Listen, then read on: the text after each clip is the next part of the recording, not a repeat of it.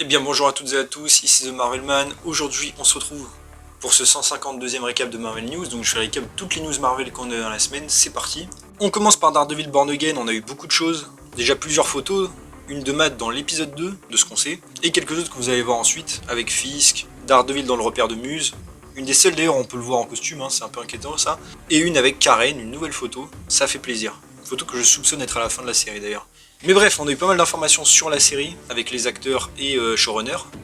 Déjà, Charlie Cox a dit qu'à l'époque, la saison 3 évidemment avait été très bien accueillie, et qu'il s'était déjà mis au travail pour la saison 4. Il y avait un arc vraiment cool pour cette saison, sauf que du jour au lendemain, évidemment, elle a disparu.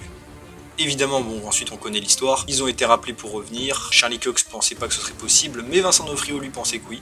Et il était surpris d'ailleurs de savoir qu'il aurait de nouveau une série, mais il était ravi car il trouve que c'est un excellent moyen pour le personnage, et qu'il lui reste beaucoup d'histoires à raconter, donc tant mieux. Mais qu'il pensait pas au début que ce serait une série, il pensait qu'il ferait autre chose.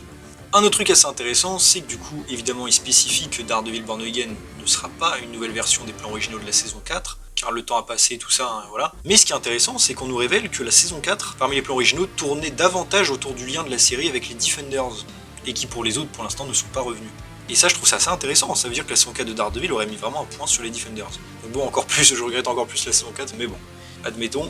On a ensuite le showrunner, qui a dit que la série avait été conçue à l'origine comme une série de procédures judiciaires, et que quand elle a été reboot entre guillemets, ils ont ramené la série à une histoire policière new-yorkaise basée sur l'action, comme elle l'était un peu à l'origine, avec le défi de conserver l'ADN de Netflix, mais de la pousser aussi vers un nouveau truc.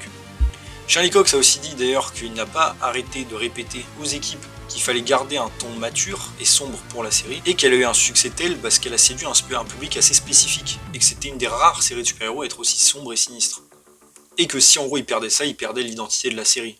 Et que donc il voulait pas alors agrandir le public, enfin l'audience avec une série plus lumineuse. Et au contraire, même cette série apparemment est même des fois plus sombre qu'avant. Le showrunner a ensuite redit évidemment qu'il était très fier des acteurs, en particulier évidemment les deux principaux, et que d'ailleurs la scène où ils discutent dans le restaurant et où ils rigolent, la scène où ils rigolent tous les deux est en fait une improvisation des deux acteurs. Car évidemment ils se connaissent bien, ils connaissent bien les personnages aussi, et donc c'était la chose logique à faire. Et que c'est vraiment à 100% le moteur de l'histoire, ces deux personnages. C'est pour ça aussi d'ailleurs qu'ils l'ont mis dans le trailer, enfin les images en tout cas qu'on a eu vite fait. Et Charlie Cox a même dit d'ailleurs qu'il y avait, et c'était tellement intense la série, qu'il y a eu des débats sur les séquences qui pourraient être suffisamment calmes pour être inclus dans les trailers, pour ne pas spoiler. Donc c'est pareil, franchement ça donne assez envie. Et il rajoute aussi qu'ils font quelque chose d'assez différent qui n'a pas été fait même en 40 ans de comics. Espérons que ce soit une bonne chose plutôt qu'une mauvaise, mais franchement très hypé. En vite fait par rapport à Jessica Jones, on a Kristen Ritter qui a répondu aux commentaires du chef de Marvel Television, où il a dit que ce serait chaud qu'elle revienne. Elle a dit tout simplement, c'est à lui de passer l'appel, c'est lui le gars, donc allons-y. Et elle serait prête. Donc j'ai envie de dire, bah oui, en effet. Ensuite, on passe à Captain America Brave New World. En effet, on a eu des posters, des extraits d'ailleurs du film, des nouveaux. On a eu la rumeur d'ailleurs que le film fasse 2h04, GR durée classique du MCU. Et quelques interviews, déjà Harrison Ford a redit qu'il était inquiet de reprendre le rôle de William Hurt, car il était merveilleux et qu'il voulait trouver la meilleure façon d'incarner le personnage, surtout vu qu'on l'a déjà vu. Il a aussi d'ailleurs qu'il avait vu pas mal de films Marvel, étonnamment. Le réalisateur a dit lui que Harrison Ford était donc époustouflant, même en Red Hulk, et que c'était cool de retrouver enfin un Hulk énervé, qui explose tout et qui est un monstre de rage. J'ai envie de dire oui, après Red Hulk n'est pas censé être comme ça, mais bon.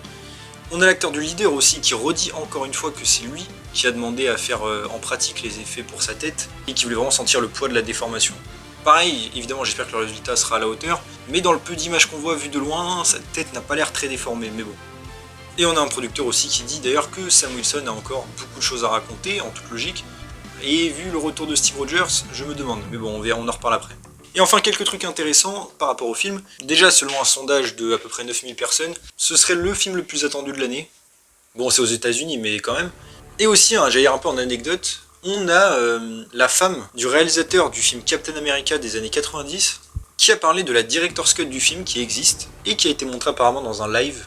J'ai pas tout suivi mais n'est pas accessible au public. Et en fait justement là ils entament des négociations pour sortir la version. Je trouvais ça assez intéressant et même à partager. Peut-être certains qui connaissent ce film. Et apparemment la Director's Cut, bon en général c'est souvent le cas, mais serait bien meilleure, beaucoup plus profonde, plus sombre. Donc bon, j'ai envie de dire pourquoi pas hein, après tout. Ensuite on passe à Thunderbolt, car en effet on a eu de nouvelles choses, déjà des photos, plusieurs photos. Une d'ailleurs qui semble tout droit tirée d'Agent of Shield avec Valentina. Et une autre d'ailleurs on peut voir Ghost qui est attaché, ce qui n'a pas vraiment de sens quand on connaît le personnage, mais bon on verra comment ça se fait dans le film. Et on a l'actrice du coup de Valentina qui a donné beaucoup d'informations en interview en disant donc qu'on allait découvrir véritablement qui est son personnage, déjà une grosse partie de son histoire, mais surtout quels sont ses plans. Et elle dit que l'attente valait la peine et qu'on aura beaucoup de révélations, de trucs stylés, des twists inattendus. Et que son personnage d'ailleurs n'a pas forcément des intentions pures. Elle veut faire ses preuves un petit peu comme les Thunderbolts, même si elle s'en rend pas compte. Elle a toujours 4 longueurs d'avance sur tout le monde et se voit vraiment comme la chef des Thunderbolts, ce que eux apparemment ne trouvent pas. Elle redit aussi d'ailleurs que dans le film elle mettra une droite à quelqu'un, sans pouvoir dire qui c'est, mais elle en a déjà parlé à une Comic Con. Il y a beaucoup d'actions réelles, pas de fond vert évidemment tout ça, et que c'est vraiment un retour à l'ancienne qui, elle pense, va faire plaisir aux fans, et qu'on va s'amuser, et aussi elle fait vraiment attention aux spoils. Ensuite, par rapport à Black Panther 3, en vite fait, c'est Denzel Washington qui a dit qu'il s'était excusé auprès de Ryan Coogler pour avoir dévoilé qu'il était dedans, et surtout révélé que du coup le film était en production. Je le case en vite fait par rapport à I Am Groot saison 2, elle a eu des nominations au Emmy Award pour meilleur programme d'animation et meilleur montage sonore. Pour Ant-Man ensuite pareil, plutôt vite fait, selon des rumeurs il n'y aurait pas de plan vraiment pour faire revenir les personnages à l'heure actuelle, je parle en général, mais qu'il y aurait des plans pour que la technologie PIM soit utilisée, les particules PIM, par des ennemis. Voilà. Ensuite, par rapport à Agatha All Along, on a eu pareil pas mal de petites informations. Déjà par rapport à des scènes ou des concepts coupés. Dans la bataille finale, il devait y avoir le squelette de Sparky, le chien de WandaVision qui devait sortir de la Terre. Ça aurait pu être cool. Dans l'épisode 4, Alice devait faire une protection à Billy à la base qui était en train de brûler. Et dans l'épisode 5, il y avait un renard qui revenait à la vie.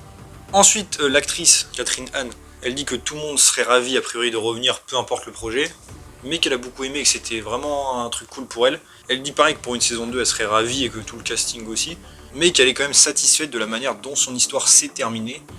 Et justement, c'est là qu'on vient à un truc intéressant, c'est une rumeur qui dit que Marvel serait sur le point de faire une saison 2 à Agatha. Et alors là, je suis désolé, il faut quand même en parler un petit peu, j'ai envie de dire pourquoi faire. Déjà la saison 1, honnêtement, à part introduire Billy et la mort, ça racontait pas non plus beaucoup de choses. Même si la série était pas trop mal, je dis pas le contraire. On sait que la série a coûté pas grand chose au final et c'est pour ça qu'elle est sans doute assez rentable, car au niveau début c'est pas non plus une dinguerie, contrairement à ce que Disney vante. Donc je pense qu'ils veulent capitaliser là-dessus, mais on sait déjà qu'il y a une suite prévue pour d'autres projets, donc pourquoi faire une saison 2 quand tout le casting quasiment est mort, je vois pas l'intérêt. Mais bref, à part ça, le casting a aussi eu des nominations cette fois-ci pour des récompenses de maquillage. Enfin l'équipe technique je veux dire. Ensuite, par rapport à la série Vision, on a une autre rumeur, mais qui en fait n'est pas nouvelle, elle reprend juste une autre rumeur d'un autre leaker qui date d'il y a quelques temps, c'est que Vision et Ultron apparaîtraient des fois sous forme humaine dans la série. Voilà. Mais comme j'ai dit, en fait, c'est pas nouveau. Ensuite, par rapport à un potentiel Doctor Strange 3, c'est Benedict Cumberbatch, donc l'acteur, qui a parlé un petit peu, disant qu'il y a encore beaucoup de choses à jouer pour Strange, c'est un homme complexe, motivé par le besoin de tout contrôler à tout prix, et il est curieux de voir où les coups vont mener. Et aussi je le case ici parce qu'encore une fois c'est pas vraiment nouveau, mais la rumeur qu'il y a bien une série Strange Academy en développement, donc une série sur l'école de Strange, qui à l'époque était mentionnée comme étant la Wong Academy dans le MCU. Encore une fois je trouvais ça dommage de mettre plus en avant Wong que Strange, mais donc au final apparemment ce serait plus centré sur Strange. Honnêtement je vois pas trop l'intérêt pareil de faire ça en série, mais admettons. Ensuite on passe à What If saison 3 avec pas mal d'extraits qu'on a eu, encore des teasers et tout ça, j'ai rien de bien nouveau. Et on a eu aussi, et ça par contre, j'allais dire petit scandale en tout cas de mon côté, la liste du coup des épisodes, avec le calendrier, donc c'est bien un épisode par jour, comme la saison 2. Et vraiment, bon on en reparlera je pense au moment de la saison 3 de What If, plus en détail, mais je trouve les épisodes tellement peu inspirés et tellement pitoyables au niveau du concept, quand on sait la possibilité que peut offrir What If, rien qu'avec les films du MCU, si en plus on prend les séries, évidemment, Agent of Shield, Daredevil, mais il y a tellement un terrain de possibilités infini, et je vous laisse regarder tout simplement la liste. Hulk contre les Avengers, déjà fait dans les films. Agatha Hollywood, quel intérêt. Duo Red Guardian Bucky, on va la voir cette année, donc pourquoi faire. Howard the Duck qui se marie, on a déjà vu ça, c'est pas intéressant. Tiamut qui sort de la Terre, bon ça c'est cool j'avoue. En gros Eternals si les Célestes avaient gagné, concept cool, même si c'est déjà Agent of Shield saison 5 en vrai. Mais bon, épisode des Cowboys, pareil, quel intérêt honnêtement. Et enfin les deux derniers j'allais dire qui vont peut-être ouvrir du côté cosmique avec le Watcher. Évidemment c'est assez cool, mais pareil, pourquoi en vrai faire ça dans What If? C'est pas le but de la série de base. Bref, je trouve vraiment, je suis dépité, mais on en reparlera dans la saison 3, je suis désolé de m'être attardé dessus. Et l'épisode de Surter du coup a totalement disparu du catalogue, déjà qui devait être dans la saison 2. Ensuite d'ailleurs, un peu lié à tout ça, et information totalement passée inaperçue, je sais pas pourquoi, on a eu donc la date de sortie de Marvel Zombie, qui sera le 3 octobre. On savait que c'était en octobre, mais on savait pas quand précisément. Donc voilà, et après on sait pas comment ce sera diffusé, moi je pense que ce sera tout d'un coup vu qu'il y a peu d'épisodes, mais bon. Ensuite, on va passer, j'allais dire, au gros de la vidéo avec Avengers Doomsday, car en effet, bon, j'en ai fait des vidéos dédiées, mais on l'a pas couvert dans les news, techniquement, puisque ça datait d'avant. Vous l'avez tous vu, déjà, Chris Evans est donc officiellement de retour dans ce film, dans un rôle inconnu, en tout cas sur le papier. Encore une fois, j'ai une vidéo dédiée, plus théorie, tout ça, si vous voulez aller regarder. Et on a pris aussi, entre-temps, le retour de Hayley Atwell, donc, cette fois-ci confirmé pour être l'agent Carter, pas Captain Carter, en tout cas, pour l'instant.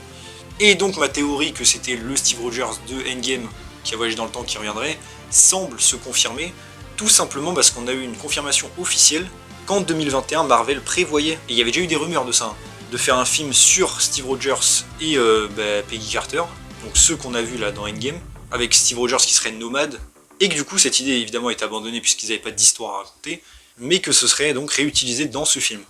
Donc a priori, ça semble être plus ou moins une confirmation que ce sera bien Steve Rogers et Peggy Carter de la timeline de Endgame. Alternative en tout cas. Ça peut être bien et pas bien, on en reparlera. D'ailleurs, un leaker a dit aussi par rapport à ça que Steve pourrait en effet, jouera en tout cas Steve Rogers de Endgame, mais pourra jouer aussi d'autres rôles et potentiellement encore une fois Johnny Storm. Intéressant. Et aussi pour Peggy Carter, à chaque fois je me dis, mais pourquoi ils ne font pas tout simplement une saison 3 ? Je veux dire, elle revient partout, alors que le personnage est mort en 2016, dans le MCU je veux dire. Elle revient tout le temps, elle revient dans What If, dans des versions alternatives. Encore une fois, la saison 3 est inachevée. Qu'est-ce qu'ils attendent pour la terminer ? Bref, je comprends toujours pas le délire. Truc intéressant aussi en vite fait, c'est l'article qui parlait de Chris Evans qui dit que Fatalis et Tony Stark dans cette version. Alors oui, je sais que Marvel a déjà parlé, que ce soit Victor Van Doom, mais bon, il faut prendre ça en considération aussi. Et ensuite, passons, j'aère plus à des news en vrac, pour le film, ou des rumeurs en tout cas plutôt. Déjà, une rumeur que tous les Maximoff reviendraient dans Avengers Doomsday. Quand je dis les Maximoff, c'est au sens large. C'est-à-dire, évidemment, Wanda, Vision, Billy et Tommy avec les acteurs de WandaVision, donc les petits, mais aussi Billy évidemment de Agatha, donc la version adolescente, accompagné d'ailleurs de Agatha en fantôme, mais aussi, truc assez intéressant, Quicksilver évidemment de Avengers 2, Aaron Taylor Johnson, et aussi les deux parents de Wanda qu'on voyait dans WandaVision en flashback. Alors vu que c'est un délire multiversel et tout, je pense que ce serait l'occasion et la logique de les ramener là. Et a priori, ils ne seraient pas dans Secret Wars, a priori je dis. En tout cas pas tout le monde. Mais c'est assez intéressant du coup de voir si l'accent est vraiment mis sur Wanda, ça peut être cool. Un leaker dit qu'un des plans d'origine aussi, c'était qu'à l'époque, Kang piège en fait plus ou moins les anciens Avengers contre les nouveaux, avec des versions maléfiques, ça aurait pu être intéressant en effet. En vrac, qu'il y aura beaucoup de variants évidemment dans ces films, beaucoup plus que ceux du MCU, en termes de personnages. Certains seront des ennemis, d'autres des alliés. Qu'il y aurait au moins 4 agglomérateurs, comme dans Deadpool 3. Que Strange serait vu apparemment comme le responsable de l'effondrement du multivers en général et des incursions. Encore une fois, mon perso, pas très fan de cette idée, mais bon, on verra. Et d'ailleurs, il y a un leaker dit que l'incursion à la fin de No Way Home qui commençait, c'est celle dont Cléa parlait dans la scène post-crédit de Doctor Strange 2. Donc voilà, et ensuite on a quelques acteurs qui ont parlé aussi du film, et oui, avec Benedict Cumberbatch, donc Strange, qui a dit qu'il était excité de retravailler avec les frères Russo et Robert Downey Jr., et qu'il pense qu'il y aura beaucoup de développement intéressant, on espère. Et à côté, Anthony Mackie qui a dit plus ou moins la même chose, donc évidemment Captain America. Il a hâte de revenir avec les frères Russo car ils comprennent Marvel d'une certaine manière assez unique, et le fait qu'il y ait aussi Robert Downey Jr. donne beaucoup de possibilités. Il pense aussi que le film l'équipe marche mieux quand elle est dirigée par un Captain America, donc peut-être qu'il deviendra le leader, et que ce film permettra de poser des questions sur qu'est-ce qu'un Avenger, où sont-ils, qu'est-ce que ça signifie de les avoir, et est-ce que Sam est la bonne personne pour les diriger. En vite fait aussi par rapport aux Young Avengers, entre guillemets, ou les champions, ça dépend de la version que vous préférez, la rumeur, encore une fois, mais c'est pas trop nouveau, qu'il y aurait Franklin Richards dans l'équipe, et qu'il aura un autre acteur que celui qu'on verra dans les 4 Fantastiques. Ensuite, on passe à Spider-Man 4 du MCU avec un truc assez intéressant. Amy Pascal, la présidente de Sony, là, en tout cas pour les films, qui a dit que l'histoire de ce film, c'est que Peter a abandonné son rôle de Peter Parker afin de se concentrer sur Spider-Man car être Peter était trop dur, et que ça va vraiment être le sujet du film. Et ça, bon, je sais que c'est du discours, à voir comment ça va être fait, mais ça me rassure parce que c'était quand même la promesse de No Way Home, de la fin, et c'est vraiment ce qui m'inquiétait, c'est qu'ils allaient passer tout ça à la trappe. Donc là, vraiment, il faudra raconter ça. En tout cas, je l'espère. Au moins, ça montre qu'ils sont quand même assez conscients de ce qui est censé se passer. Et ensuite, on a eu quelques trucs intéressants. Déjà, un leaker qui dit que le vautour, car il y avait des rumeurs que le vautour sera dans ce film, soit revenu hors champ de chez Morbius. En gros, on le verra pas, mais voilà, il est rentré. On parlait de cette scène, je pense que c'est mieux de dire qu'elle est pas canon, tout simplement. Il n'y a aucun sens pour laquelle il soit parti, aucun sens pour qu'il soit revenu. Disons qu'il est jamais parti, ce serait plus logique.